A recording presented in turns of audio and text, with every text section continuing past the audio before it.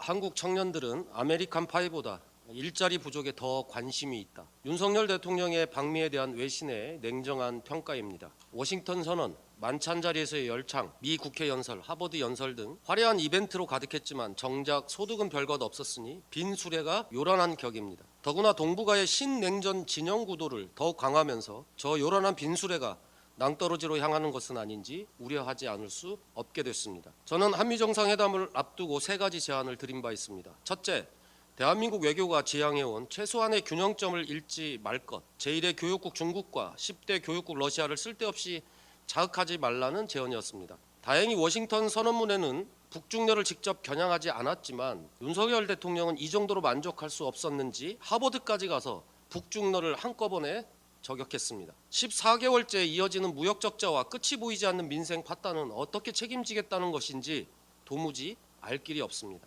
미국은 중국과 그렇게 대립하면서도 바로 지난해 역대 최대 무역량을 기록했습니다. 프랑스와 독일 등 미국의 주요 동맹국들은 겉으로만 갈등하고 속으로는 밀월 중인 미국을 비판하며 자신들도 중국과의 관계를 개선하기 위해 안간힘을 썼습니다. 그러나 윤석열 대통령은 심각한 자해적 국익 훼손을 감수하면서 자유진영의 돌격대를 자처하고 있습니다. 대통령 한 사람의 신념이 국익보다 중요할 수는 없습니다. 정부는 국익도 없고 국민도 없는 극단적 외교 정책을 즉각 폐기해야 합니다. 둘째, 말이나 글자뿐인 핵 우산은 아무짝에도 쓸모가 없으니 어줍지 않은 것을 성과랍시고 포장해 들고 오지 말라고 제안드린 바 있습니다. 그런데 NCG, 핵협의그룹이라는 것을 만들어 왔습니다. 바로 아무짝에도 쓸모없는 핵 우산 그 자체입니다.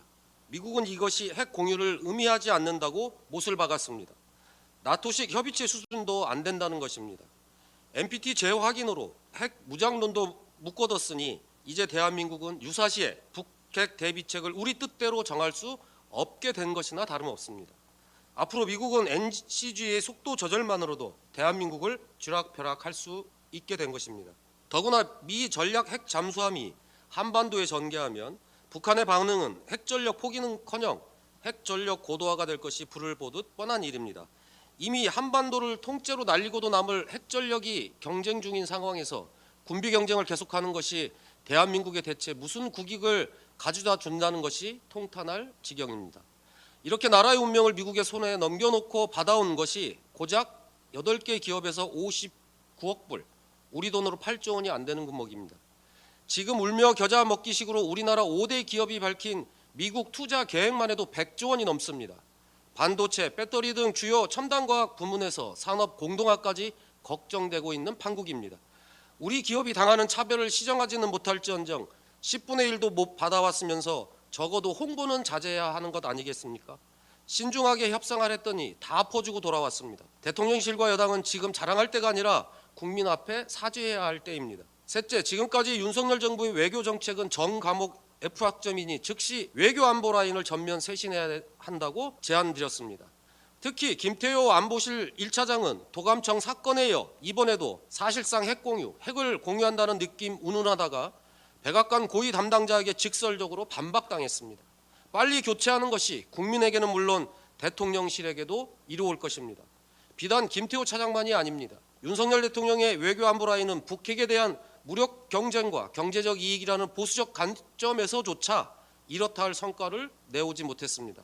이들에게 더 이상의 대한민국의 운명을 맡길 수 없습니다. 즉각 전면 교체할 것을 촉구합니다.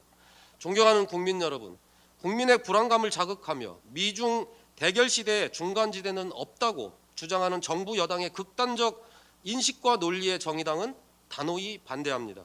이러한 논리에 따라 모든 국익을 뒤로하고 오직 미국에게 핵 우산을 제공받는 것만이 대한민국의 살 길이라는 윤석열 정부의 극단적 외교 정책이 나오는 것입니다. 이 극단적 외교의 최대 부작용은 동북아 전체의 상시적인 전쟁 위험입니다.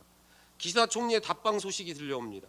이제 한미일의 밀착은 정해진 수순이고 이에 상응하여 북중러도 더 가깝게 밀착할 것임을 누구라도 예측할 수 있습니다. 요란했던 5박 7일 방미 일정의 진정한 문제는 빈수레가 아니라 그 빈수레가 낭떠러지로 향하고 있다는 점입니다. 이 비극이 이어지지 않도록 모든 노력을 다하도록 하겠습니다. 이상입니다.